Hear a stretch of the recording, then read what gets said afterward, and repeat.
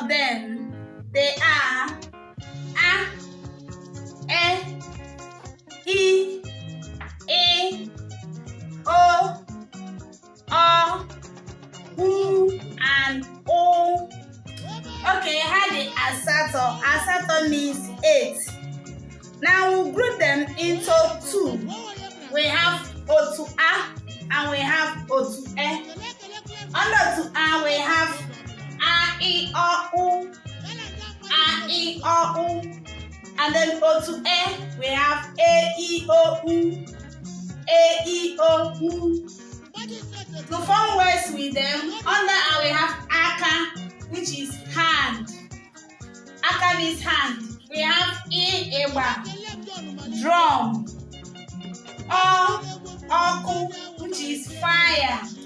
Oku means fire. We have U, which is Oku. Oku is blood. Under O2E, we have Efere. Efere is plate. We have Ite. Ite. Under I, Ite means pot. Under O, we have Opu. Opu is cap. Opu means cap. We have Ube is pear. Okay, friends, we are going to stop here today. Next time, we'll continue. Ndewo ndebe anyị. Birikwa no. Ndewo ndebe anyị.